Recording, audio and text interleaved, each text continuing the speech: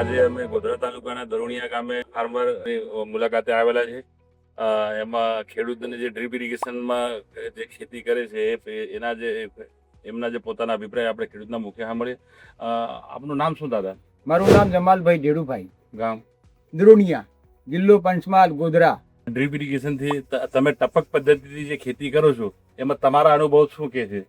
અમારો અનુભવ તો સાહેબે એવી અમને માહિતી આપી કે આ ટપક તમે એક વખત કરી દો, હજુ તમે આ કરી નથી એટલે તમને કોઈ અનુભવ આવે નહીં. હવે એમને કીધું આ રીતનું અમે કર્યું, સરકાર રાહતથી સબસિડી આપવામાં આવેલા એમ કહેવાય છે એટલે રીતનું કર્યું છે તો બહુ ફાયદો થાય છે આની.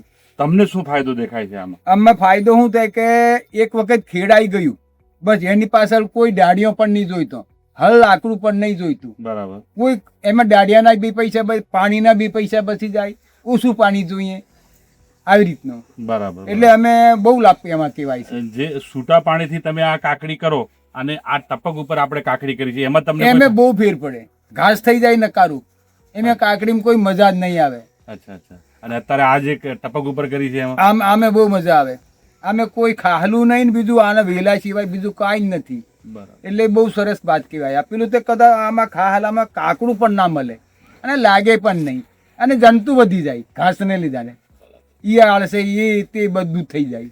અચ્છા અચ્છા. એટલે છૂટું પાણી, તમારો કહેવાનો મતલબ એ છે કે છૂટું પાણી આપો તો જીવજંતુ એ વધે, રોગે વધે, જીવજંતુ વધે, કાકડીમાં કોઈ લાગમાં મજા નહીં આવે. અને આ ટપક પદ્ધતિ ટપકમાં તો કોરું કોરું ખાલી વેલા સિવાય બીજું કાંઈ જ નથી, એટલે ખરેખર નું લાગે અહીં. બરાબર બરાબર બરાબર. હા, એટલે આ ખેતી જેવી કોઈ મજા નહીં. એમ હરેક બીજી ખેતી થાય છે પણ તોય આ ખેતીનો પહેલો નંબર ટપક પદ્ધતિ વાળો. હા, ટપક પદ્ધતિ નો. બરાબર બરાબર. એટલે તમારો મંતવ્ય એ છે કે ભાઈ ટપક પદ્ધતિથી જો આપણે ખેતી કરીએ તો એનો આપણને સારામાં સારો ફાયદો થાય એવી રીતનો. બરાબર બરાબર બરાબર. તો આ ટપક પદ્ધતિ વિશે તમે બીજા ખેડૂતોને શું કહેવા માંગશો? બીજા ખેડૂતોને તમે શું કહેશો? બીજા ખેડૂતને કહીએ પણ હવે એમને પોતાની મરજીમાં બધી વાત કે ભાઈ આમે બહુ ફાયદો થાય છે, ડાળીમાં બચી જાય, હળ લાકડું બચી જાય, ઘાસ ના થાય, એ રીતનું તમે કરી દો.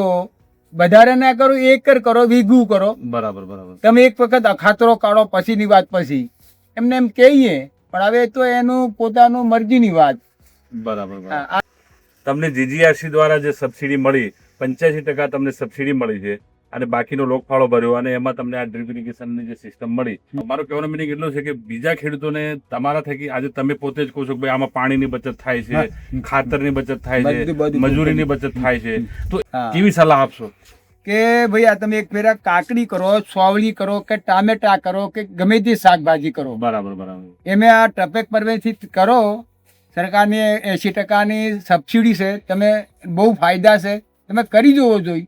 પછી હું તમને જાણ મળે એ રીતનું અમને વાત કરીએ, બીજું શું કહેવાય એમ. બરાબર. ફાયદો તો છે જ કે ફાયદો અમે સેજ ફાયદો કે કાકડી કરીને ફાયદો થાય એવો નથી. અમે હર કોઈ બી શાકભાજી કરી.